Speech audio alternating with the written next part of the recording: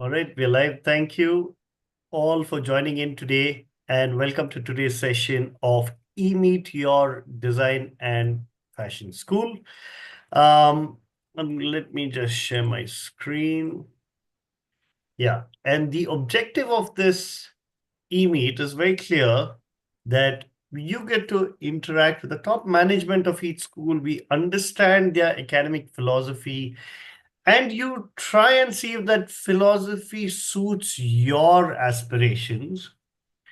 And then you, as an aspirant, consider and apply only to those schools that you aspire to join, right? So that's the objective of this particular e-meet. If you've missed the previous webinars that we've done on writing a portfolio or creating a portfolio, writing a SOP, please go through our YouTube channel. A very important webinar that we've done in the past is navigating design school admissions. This is also a very important webinar. If you missed it, please have a look at it and join our WhatsApp groups as well. If you're looking at the screen right now, you could also scan these QR codes. It'll help reach you to the right links, which are most important. For today, the school in focus is Shiv Nadar University. It's an institution of eminence deemed to be university, right? So Shiv Nadar University is a very research-focused university, and they're represented by Dr. Vikash Kumar, who's a professor at the university, and he is very, very entrenched with their design department. Dr. Vikash Kumar is an engineer, designer, and researcher, currently working as an assistant professor with the Department of Design at Shiv Nadar. He's a chief expert in industrial design technology at India Skills 2024 under MESC or National Skills Development Corporation. He's an alumnus of the Department of Design at IIT Guwahati with over 10 years of academic and research experience. Prior to joining Shiv Nadar, he was with the Center for Education Technology, IIT Guwahati, as a project engineer and Cognizant Technology Solutions, Chennai, as a program analyst. Dr. Vikash, thank you so much for joining in today. I'm going to stop my screen share and I'm going to have a small chat with you before we go into the your part of the presentation. Dr. Vikas, what exactly is an institution of eminence? Okay, so it is a kind of initiative started by the government of India. And under that, there are two categories. One is the public university, and the second is the private university. And all the prominent universities across India were asked to apply for it. And there was a empowerment committee which looked into the application, and they have shortlisted a few public universities and few private university as institution of eminence. And essentially, getting this status would kind of give us some liberty of framing courses or curriculum or program which may not be in accordance with the UGC norms. So that is some liberty is given to us. Second thing is that they looked into our application, and their way of evaluation was mainly to ascertain what is the prospective of a university in setting itself at a world stage. So if they have seen such kind of planning and prospect in a university, they have awarded this institution of eminence tag. And so primarily that is what public universities, definitely they have got good funding from the government. Unfortunately for the private university, no funding is involved, but definitely some liberty and is given to private universities. Yeah, but the funds come from Mr. Shiv Nadar himself. Yes, definitely. He is kind of the major funding kind of Shiv Nadar Foundation, in fact, is the major funding agency for us. All right, all right, all right. Very interesting. Um, as we go along, I would just like to make one announcement that for those of you who are interested in applying to Shiv Nadar University, the link, the application link has been pinned in this YouTube chat. So you can have a look at that, or it's also in the description of this YouTube webinar. So now I hand it over to Dr. Vikash to take it from here, and then we'll look forward to the Q&A after this. Sure, sure. Thanks a lot, Dion. And before I start, I would like to thank DQ Labs for giving us this opportunity. At the same time, a warm welcome to the audience who is there live, at the same time who may be kind of later on watching this video and recording. So a warm welcome from the Department of Design, Shiv Nadar Institution of Eminence.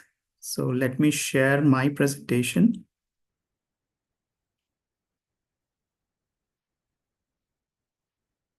I hope it is visible there, Dion. Can you confirm, please? Yes, it's visible. Thanks a lot. So this is kind of the background of this particular slide is the university. As you can see, it's very huge in kind of area wise, and a lot of greenery and wild animals and those kind of things are there. We have a beautiful lake. So do visit, whenever you come to Delhi or Delhi NCR area. Okay. So let me go.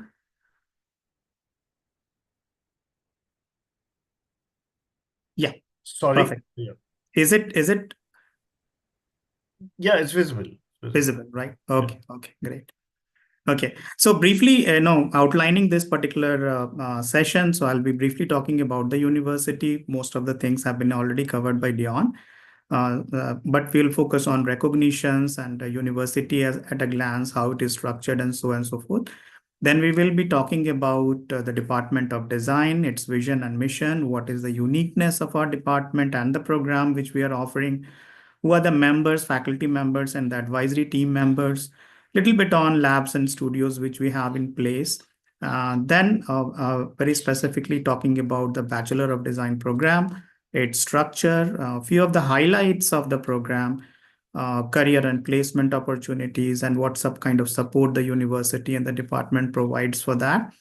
Then eligibility and admission routes, fees, scholarship, financial aids that we offer. And towards the end, I'd like to sum up with student life and support infrastructure that the university provides. So starting with the university and its background. So as already kind of highlighted, the university is established in 2011 by Mr. Shiv Nadar. He is, and most of you may be already aware about it, one of the Asia's foremost philanthropist and a pioneer in technology revolution in India. So people who may not know, he is a founder of HCL, which is something which most of us are already aware about. At the same time, he is founder and chairman of Shiv Nadar Foundation. So this particular university is primarily funded by Shiv Nadar Foundation and is a philanthropic university. The name, in a way, after receiving Institution of Eminence, have been changed to Shiv Nadar Institution of Eminence, deemed to be University, Delhi NCR. Now, specifically, I'm highlighting Delhi NCR because there is a Shiv Nadar University there in Chennai also. So people should not confuse with Shiv Nadar University there in Chennai. So this presentation is specifically about Delhi NCR campus. Talking about a few of the recognitions in a brief period of time which the university have acquired. So as Dion pointed out, we are the youngest university to be recognized as Institution of Eminence. We are the youngest university to be in top 100 for the consecutive 7 years in a row. And now this year it is going to be the 8th year in NIRF ranking. And we started participating in international rankings as well.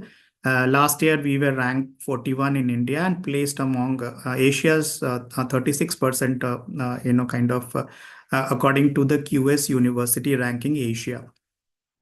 Talking little bit about the structure of the university. So university is structured in four schools: School of Engineering, School of Management and Entrepreneurship, School of Humanities and Social Sciences, School of Natural Sciences.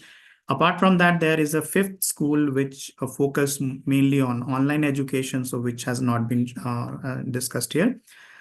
We provide an exceptional learning environment, and it includes five plus research centers, 24 plus departments. More than 50 programs are being offered by the university, and supporting more than 155 laboratories and studios, 50 plus student clubs and societies for students to engage in other activities.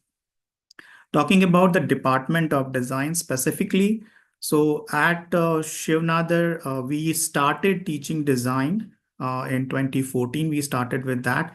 And at that particular point in time, we were a Department of Art, Design, and Performing Arts. And we started with a minor program. In 2017, we became an independent department. And in 2018, we launched our master's program. Last year, that is in 2023, we launched our Bachelor of Design program, and the master's program, which was running earlier, is now merged with this Bachelor of Design program. So while we will be talking about this 5-year integrated BDES MDES a little later. Talking about the mission and vision of the department, so we established with the mission of nurturing creative minds into outstanding design leader, so of the 21st century. And design leadership is the key word. We wanted to kind of focus more on nurturing students who can become design leaders in industry, be it in research, academics, or practice. We aspire to become a center of excellence in design education, research, and practice, as I said earlier. Three unique kind of USP of the department. So although being human-centered, three things which makes us distinct from other design schools in the country as of now is: the first is the transdisciplinary approach. So I will be highlighting on how we have kind of included that into our program. Our future orientedness, research focus. Shiv Nadar is a research focused university. So these three things together, makes our program, our department unique. These are a few of the advisory members. There are more, but prominent advisory members. As you can see, that it includes a senior retired faculty members and administrator from NID, IIT, and other places as well.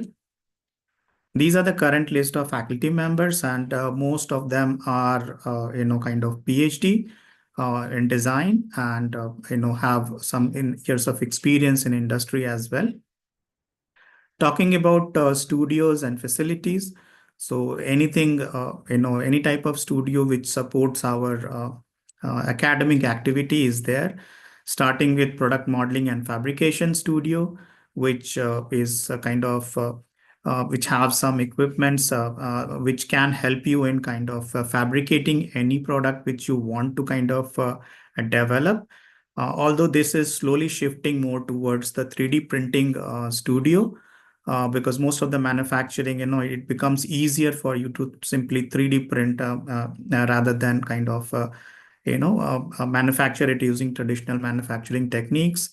Visual design studio is there, VR lab is there, applied electronics and IoT studio is there, because as in the coming times, you will see that more and more number of products that we use in our day-to-day life is going to have electronics and Internet of Things component. So specifically for the BDES program, we have such a kind of studio. Digital design studio, where you can work with different type of 2D, 3D, AI, and other such software applications. Talking about the program, Bachelor of Design. So as I said that it's and the Bachelor of program is merged with the Masters of Design program, which we were running earlier. So this Bachelor of Design program is a 4-year program, and it has an option that you can go ahead and pursue a 5-year integrated BDes MDes degree. And that is totally up to the student to select the 5th year for integrated BDes with one thing that you have to have the first 6 semesters without backlog. The program is a transdisciplinary, future-oriented, research-focused program. And we have a kind of uniquely curated knowledge and skills from social science, arts, engineering, and management into the design program. The program follows a T-shaped learning model. It means that initial years, a student is exposed to across stream competencies. And then later, after completion of 3 semester and fourth semester, slowly they start develop depth in any of the stream that is offered by the university through a choice-based elective system. We intend to train designers who can become design leaders of the 21st century. Essentially, what I mean is that people who have a very comprehensive vision of the design industry, the business, and based on that, they should be capable of taking strategic decision apart from, beyond their normal day-to-day designing activity. The program is structured in 160 credits, as you can see here. And this is the kind of distribution of the credit with core courses of 82 credit, elective courses, project research work, industry exposure, and there is something called CCC and UWE courses. So I'll be talking about it in a later slide. So in the first year of the program, foundational courses in design is being offered apart from a few courses that we have curated with a background of social sciences. So say, for example, there are courses in cognitive sciences and history, sociology, and such kind of things. So that have been curated in the first year.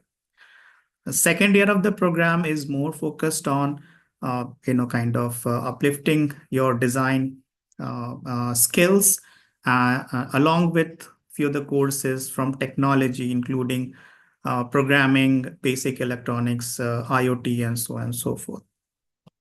Third year onwards, you have a host of integrated courses. Along with that, whatever stream which you want to pick up, you can choose elective courses from those streams. In the fourth year, streaming courses continue, and the last semester is industry project. So here is a chance that you want to exit with a BDes degree, you can go ahead with this 4-year program. Alternatively, what you can do is at the end of third year, if you don't have any backlogs or anything of that sort, you can go ahead and choose the second route, which takes you to integrated BDes MDes program. And then there is a benefit also that 1 year into the last year, you will be paid an teaching assistantship of 20,000 rupees per month for 11 months.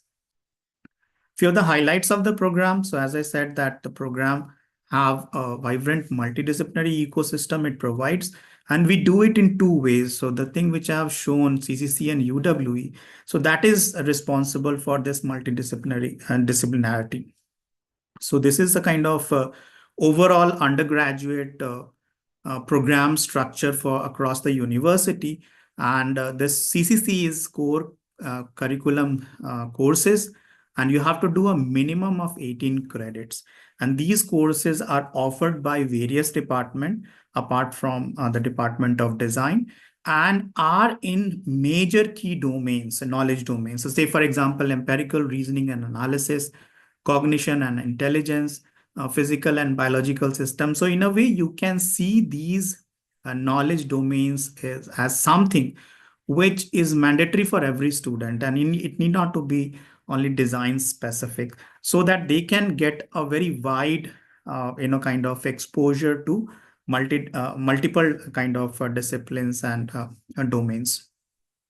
The second thing which a student have to take a minimum of 18 credits called university-wide elective, and it is offered by various departments. And if you decide that you want to take all the UWE courses, 18 credit of the courses from one specific department, you will be awarded a minor in that particular domain. So say, for example, someone doing a major in design chooses electrical engineering as the minor. So they have to do all the UWE courses being offered by electrical engineering department, and they can be, the degree will say major in design and minor in electrical engineering. So similarly, there are 20 plus minor options that are available.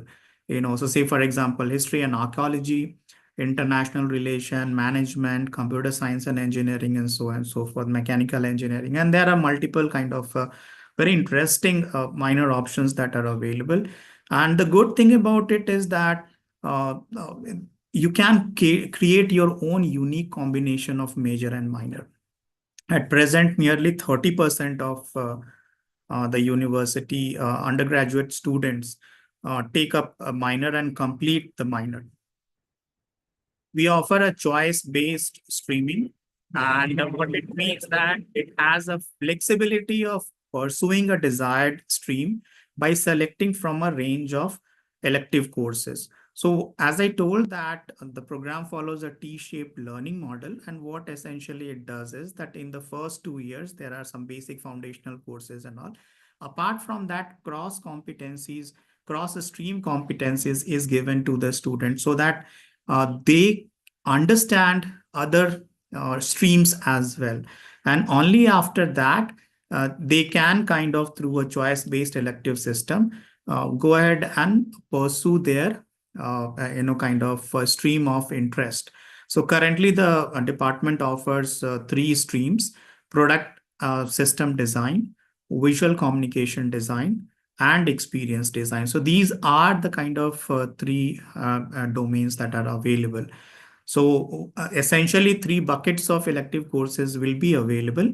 And after the completion of your second year, you may choose from any one bucket of courses. That is one option. The second option is that sometimes a person may be interested in visual communication as well as product experience design. So they can make their own combination of courses.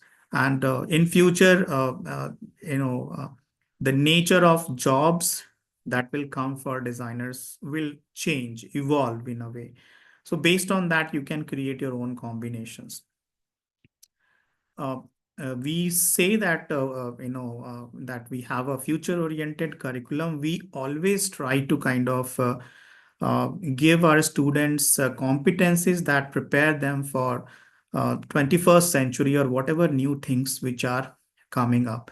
So say, for example, one way of imparting that is through our courses. So we have courses with artificial intelligence, machine learning, virtual and augmented reality, sustainability, system approach to kind of design, and so on and so forth. So these courses, sometimes few of the courses may sound a little technical. However, our approach is how we can learn those courses and, kind of impart in such a way that people understand its application orientedness in terms of design. Apart from courses, there are a list of competencies which we have figured out, which we feel is what is required, kind of in the coming times. It may be co-creations, it may be familiarity with collaborative platforms, and so on and so forth. Uh, a best example is but the Dassault Systems 3D experience platform, which is a futuristic software.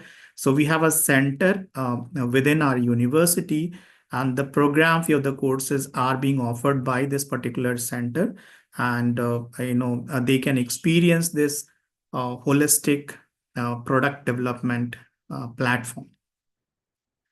We are a research focused university, and today I won't be talking much about research, but I can definitely talk about our intention with the undergraduate student. So from the day one, first year onwards, we try to kind of make a student aware about research, how to conduct research, and after like couple of semesters, there are formal courses in design research, and there are many domains in which at present we are slowly trying to develop research laboratories. These are a few of them, say, for example, visual narrative and cognition and learning, sustainability, future technologies, integration of future technologies in design, assistive technology, smart connected products. So these are few demonstrative kind of research areas in which we want to kind of excel.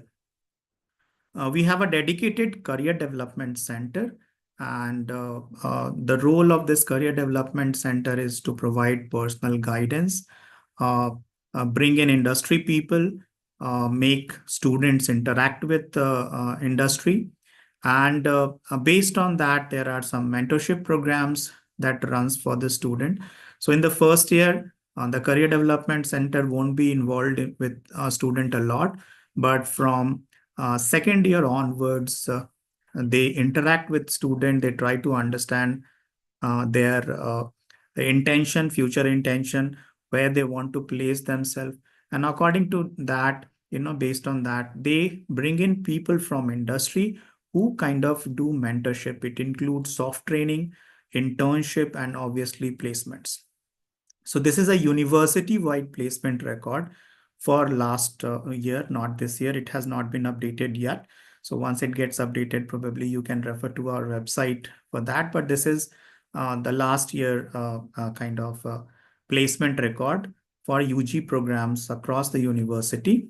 However, as I said that this undergraduate program in design was launched in 2023. So we do not have a graduate batch as of now, but we were running a master's program, and these are the placement kind of records. So the average CTC was 10 plus, and these are few of the companies where students have been placed as UI UX designer, visual designer. So these are kind of a few of the job roles which they have taken: brand design associate, customer experience designer, UX research assistant, graphic designer, and forth.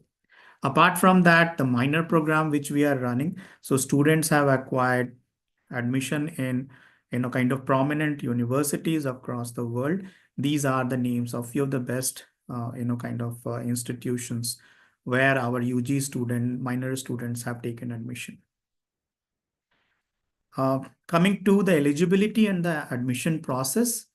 So the program is open for all the 10 plus 2 or its equivalent qualified candidates who have a minimum of 65% aggregate in best 4 academic subjects. And obviously students who are going to appear, they are also kind of eligible, provided that the required documents and clear of the exam should be produced at the time of admission, which will happen tentatively in August. And there are 4 routes through which you can apply.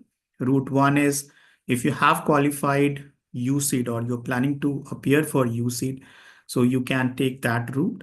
And if you have qualified, then we will call you for a portfolio review and interview. Based on that, we will select for a final admission offer for final admission.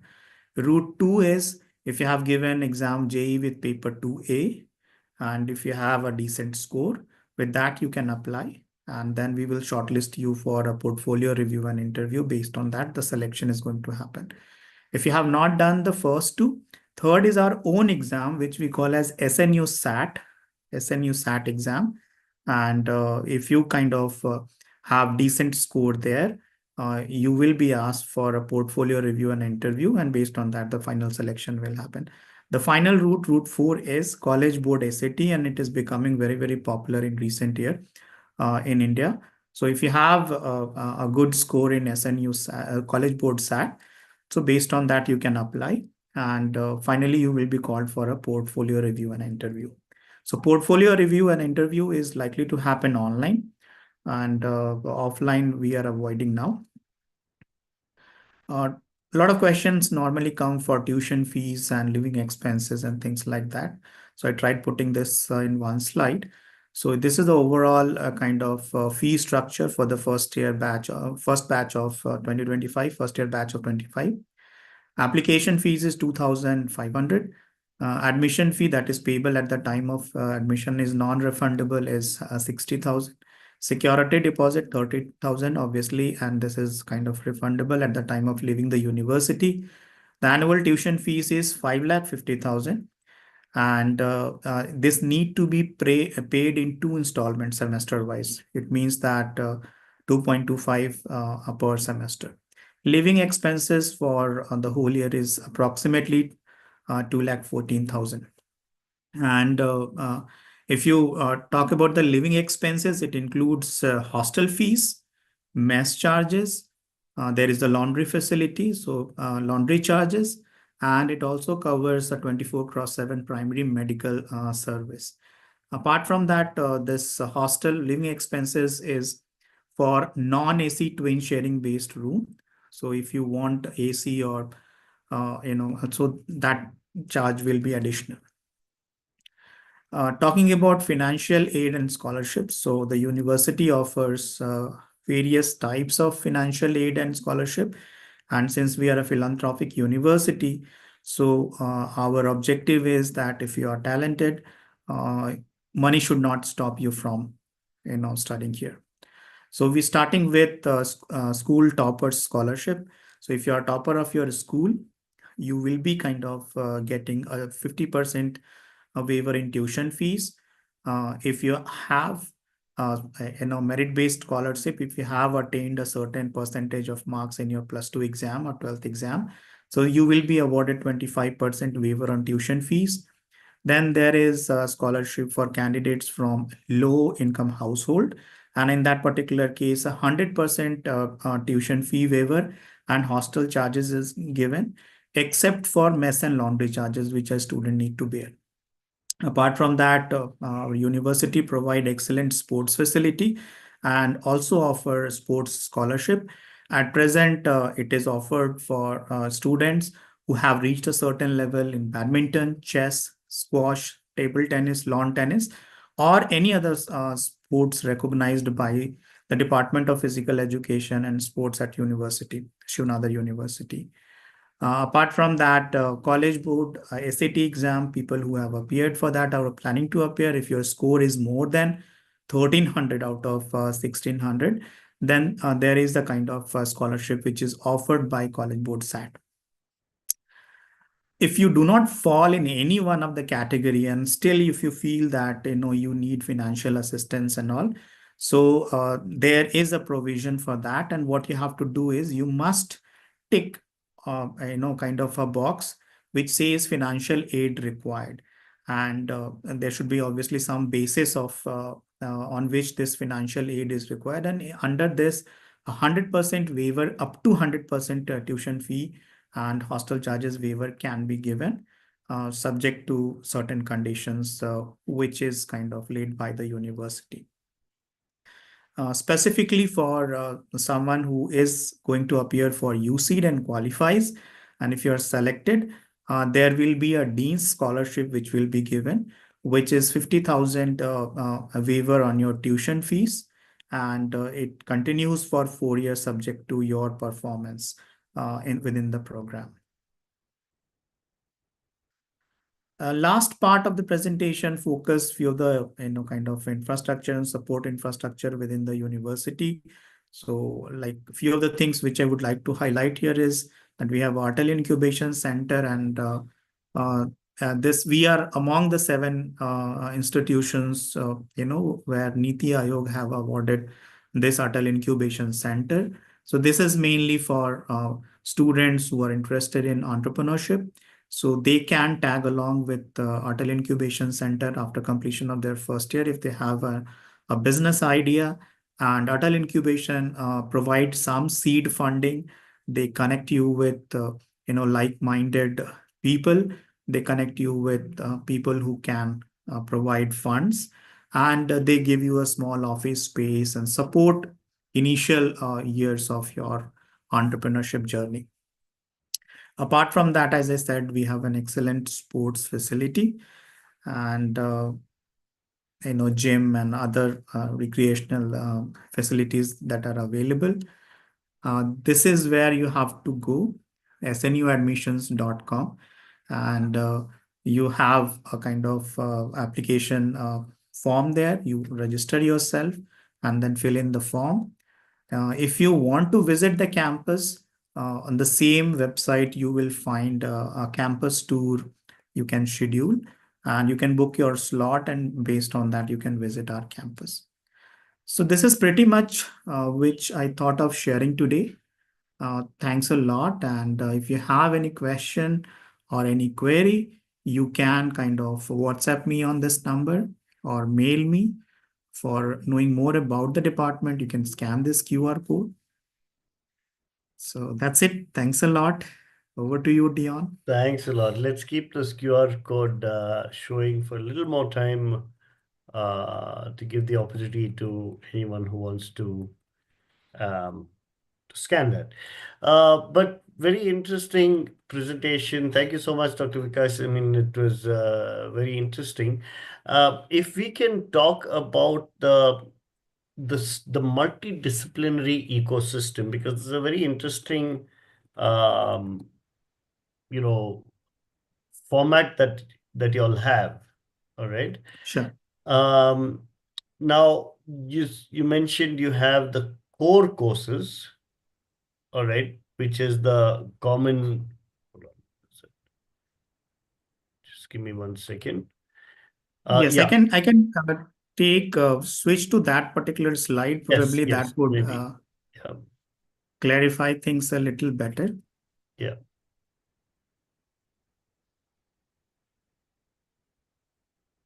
Yes. So this is our kind of credit structure. Okay. And so let me talk a little bit about. So see, broadly, what happens normally in most of the departments is when a student get registered into a program within a department, the most of the courses are being offered by the department itself, and they have either no access or very less access to kind of other departments and other kind of discipline. So say for example, if I'm registered for design department, most of my core courses as well as elective courses or whatever project which I do will be centered within the department.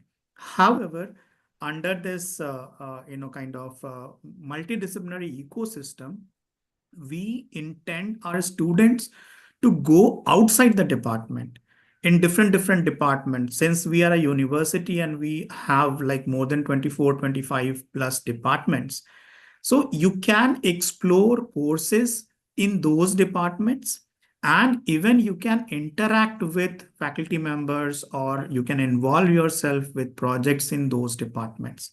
To support that, what we do is we offer two types of courses, and there is a minimum of 42 credits which you have to kind of earn from those two set of courses. The first set of courses is called CCC, or core course curriculum, and this set of courses is mainly focused on knowledge domains which are considered essential for everyone. So say for example, empirical reasoning and analysis, physical and biological system. Now with sustainability and environment friendliness and eco design and things like that, you need to understand physical and biological system, environment and ecology, technology and society, cognition and intelligence. So these are knowledge domains which a student may not be exposed to if they stay within the department. And these courses are being offered by faculty members who are actually expert in those areas. And what they do is they offer a half a semester course, a very quick exposure to certain things, which will give you a fair idea of what is happening there. The second type of courses which foster multidisciplinary ecosystem is what we call as UWE, University Wide Elective System. And there, once again, a student have to take up courses in other departments.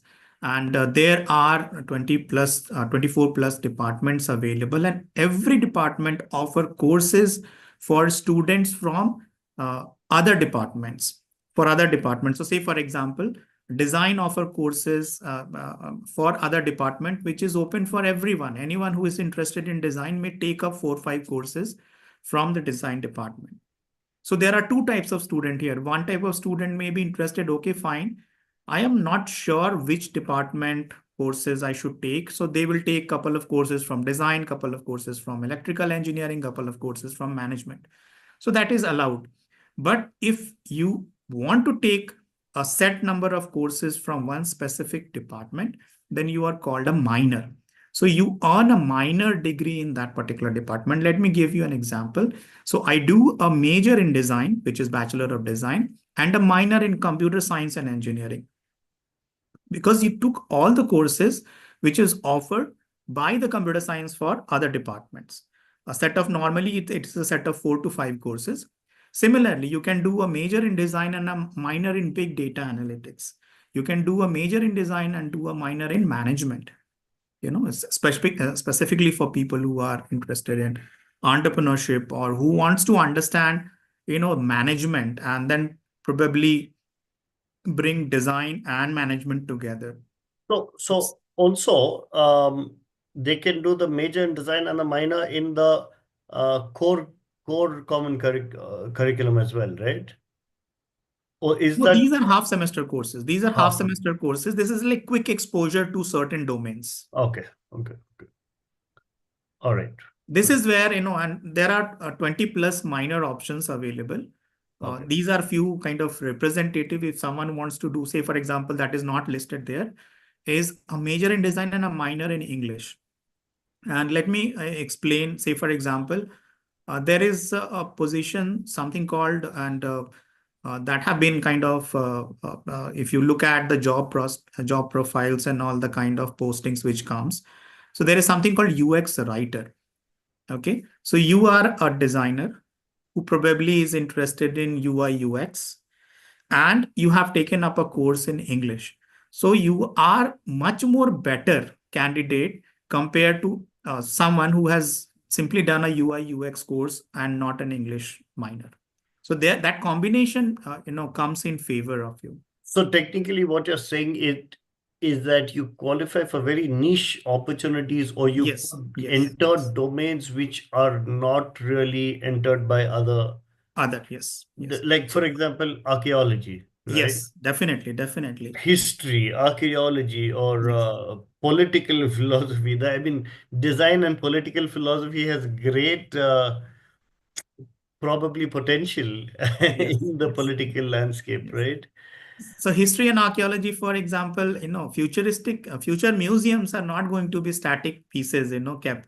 It need to be interactive, and slowly that has started happening already in India and outside India as well. So if you have a major in design and a minor in history and archaeology, probably you are much more suited for such kind of job roles, which which definitely will become more and more kind of prominent and will come up, in near future. Right, right, right. Very interesting aspects. Um, in the choice-based streaming options, you also spoke about the cross-stream competencies, right? Where, Yes. yeah.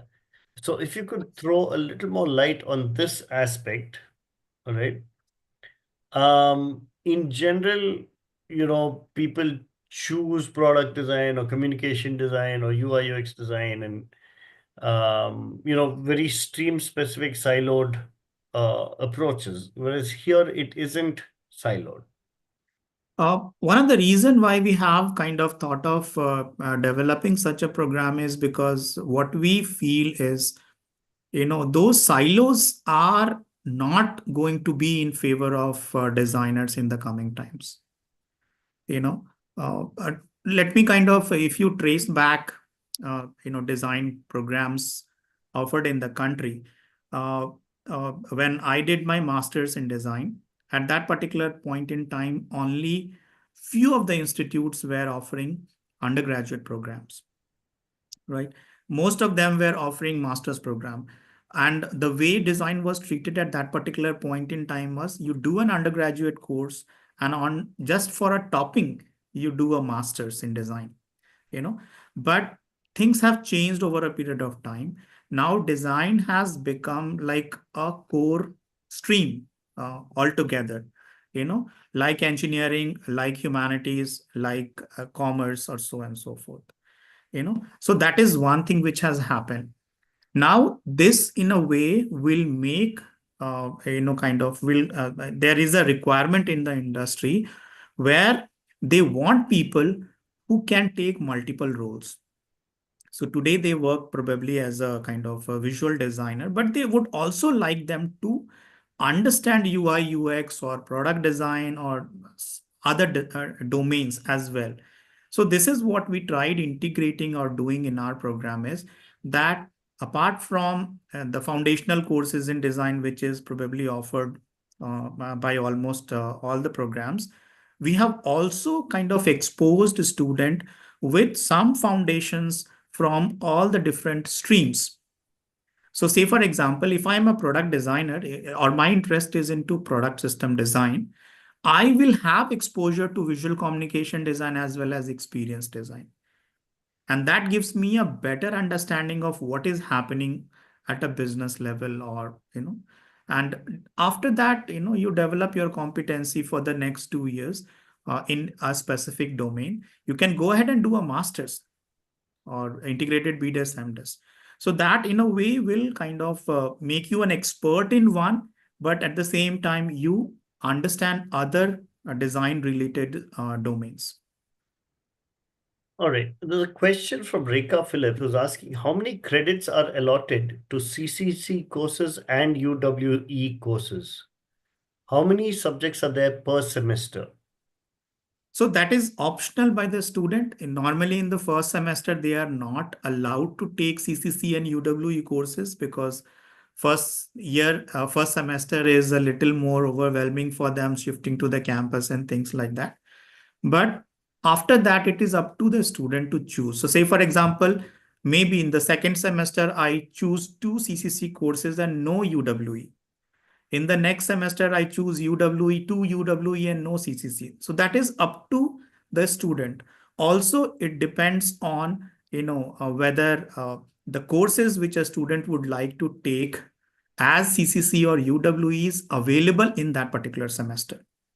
So few courses are offered every monsoon semester, and few courses are offered every spring semester. So that way they can. So in a nutshell, actually, this is something which a student can design on their own. Minimum is required. That is 18 credits of UWE and 18 credits of CCC. All right. That is the minimum. All right. All right.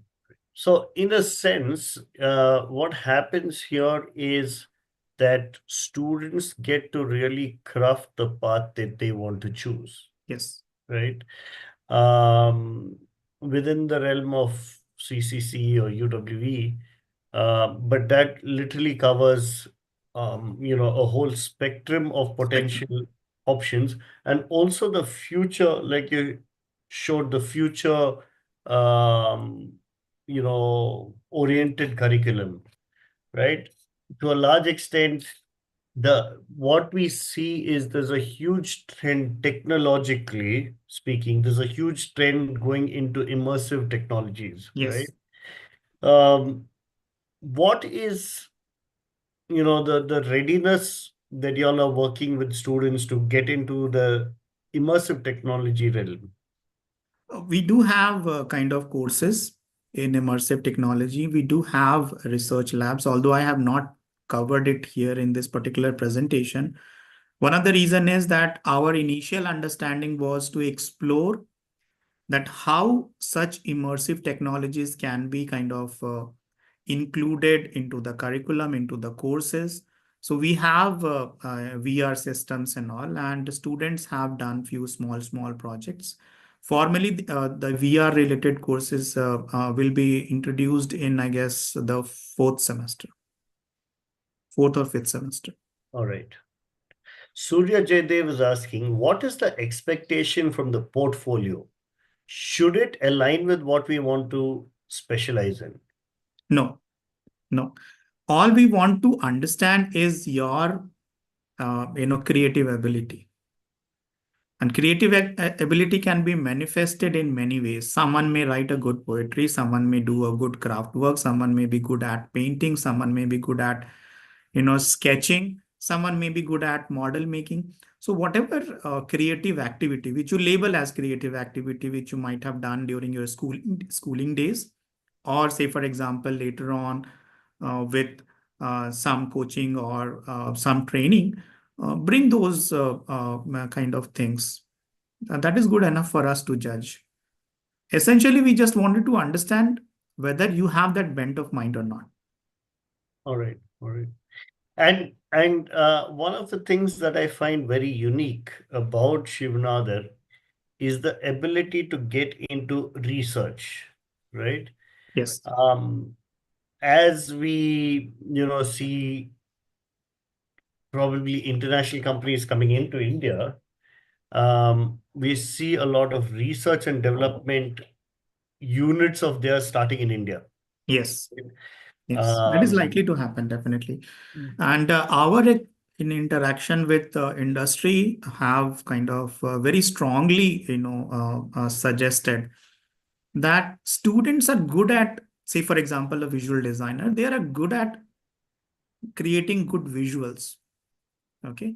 Now, two things which they are lacking is what is going to be the impact of those visuals. If I have to, in terms of numbers, in terms of data, in terms of analytics, have to kind of reflect on the impact of your graphic design, that would be something which most of the companies would require. So if you design a button and then also simultaneously explain the significance of that one button, one color, using some research techniques, that is something what a student, a company would want to see. The second thing is, the business understanding of the business. So you are not, although you are changing one small visual aspect of, say, for example, something, but it is causing some impact on the business. So understanding this aspect, marketability and impact on people and how people perceive designs and things like that, is definitely going to be something which a company would love to, if such kind of capability. So what we do is, initial years, first and second year, we try to kind of give them a small task. We don't say that this is research. We kind of project based kind of thing. Okay, fine.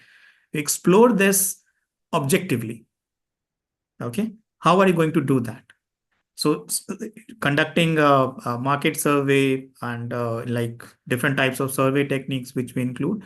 Slowly, formally, we kind of, after kind of completion of 2 years, we introduce to design research, and then we start grooming them for sophisticated methods, techniques, equipments. To say, for example, we have a eye moment recorder in place. So whenever it records where your eyes are looking at, for how long have you looked at, and based on that, say for example a website, or if you go to a shopping mall, you can exactly kind of see where people are looking at, what they were searching for.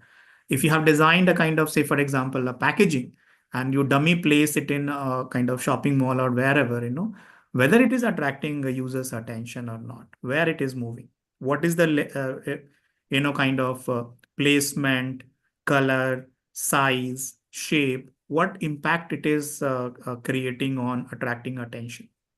So all sort of kind of equipment and research techniques can we encourage students to use, yeah. especially after completion of the first 2 years.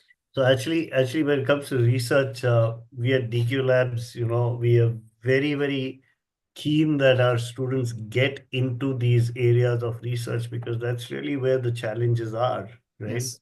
And that's Yes. really where, in fact, we all worked in research. Umesh, Sean, myself, we all worked in the research area at some point of time or the other.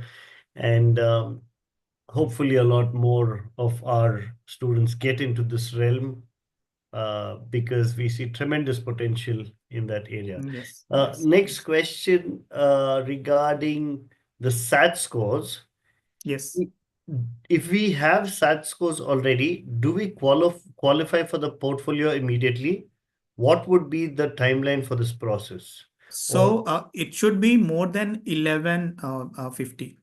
So 1150? yes. All right, all right. Uh, all right. So, Surya, I hope you've got your answer to that. Um, yeah, interesting. So, right. So, with that, Dr. Vikas, I think we've taken all the questions, we've answered all the questions. Um, Thank you so much for taking the time out to come and interact with our students and parents here. It's been a pleasure speaking with you. And before we exit, those who would like to um, take a quick scan, you can reach out to Dr. Vikash Kumar. You could ask him your questions directly. It'll be great if you take the scan right now. And Dr. Vikash, thank you so much. Oh, there's another question from Surya. Yes. So, would the portfolio be assessed immediately if Surya has Okay. a score of 1150 and over? So normally this is what happens that uh, all the applications are for a particular time period is collected in the online kind of application portal, and then it is handed over to the department for processing.